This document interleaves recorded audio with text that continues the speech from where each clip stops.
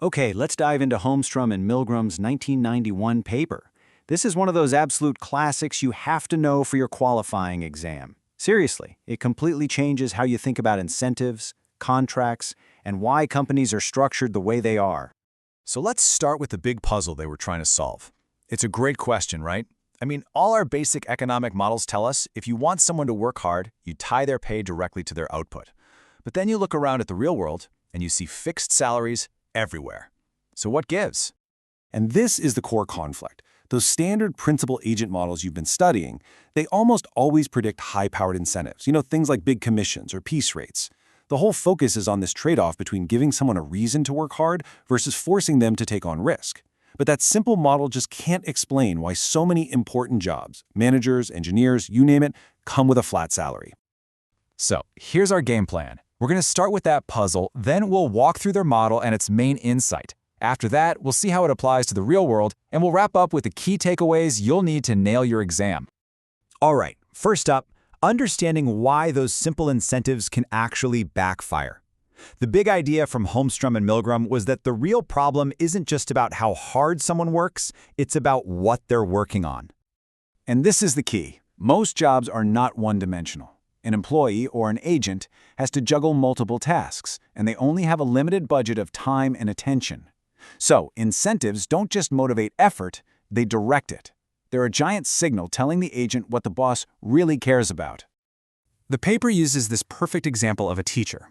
Think about it. On the one hand, you've got things that are pretty easy to measure, like student test scores. But on the other hand, you have these incredibly valuable things that are almost impossible to measure, like promoting creativity or critical thinking. Now, what happens if you offer teachers a huge bonus based only on test scores? You guessed it, the teachers will start teaching to the test. They'll shift all their attention over to the one thing you're measuring, and they'll sacrifice all those other important but unmeasured activities. So, incentivizing what you can see can literally destroy the value of what you can't. That's the central problem. Okay, so let's get into the model and see how they actually formalize this trade-off. It's really elegant and packs a surprising punch. So, the model starts with this idea of a limited attention budget.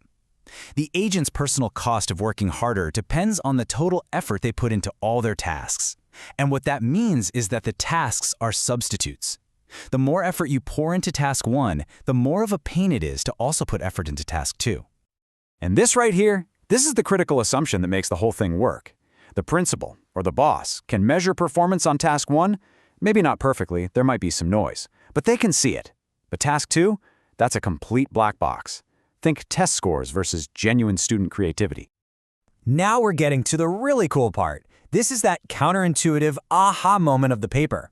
It's called the equal compensation principle. And honestly, if you remember one thing, make it this. So let's set the stage. Imagine that task 2, the one you can't see, is actually super important for the company. We're talking about things like maintaining the company's long-term reputation or taking good care of equipment, things that are really hard to track day to day.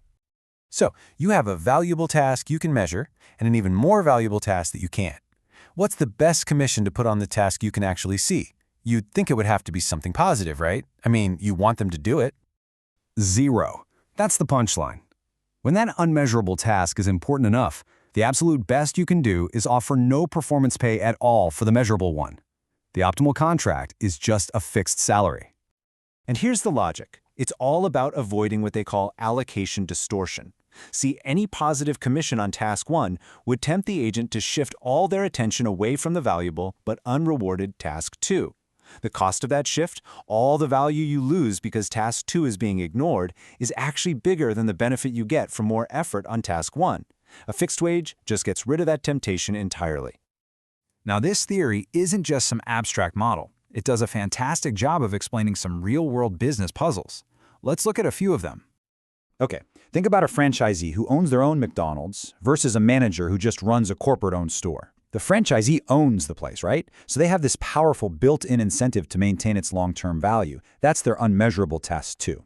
Because they already care about that, you can give them really high-powered incentives on sales, which is task 1. But the company manager, they don't own the asset.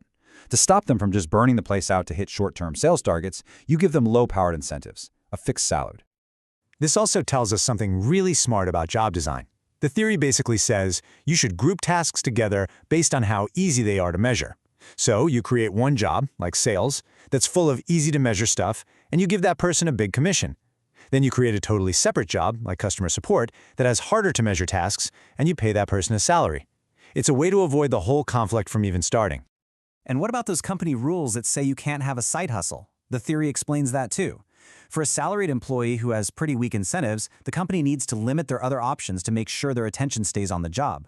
But for a salesperson on a huge commission, those incentives are already doing the work of focusing their attention. You don't need as many rules because their own wallet is aligned with the company's goals. So rules can be a substitute for pay for performance. Okay, let's bring it all home. We've gone through a lot, so let's boil it down to the 3 things you absolutely need to have in your back pocket for the exam. The whole contribution of this paper really comes down to these 3 lessons. If you get these, you've totally got the heart of Holmstro and Milgrom. So, first, be really careful about paying for what you can measure. You get what you pay for, and sometimes that means you distort effort in a really dangerous way. Second, a fixed salary isn't a puzzle. It's often the smartest, most optimal solution when you have a multitasking problem. And third, remember that incentives are about way more than just bonus checks. How you design a job, and even the rules you set, are really powerful tools for directing an employee's attention. And that leaves us with one last thought. This isn't just theory. Try applying this framework to any organization you know.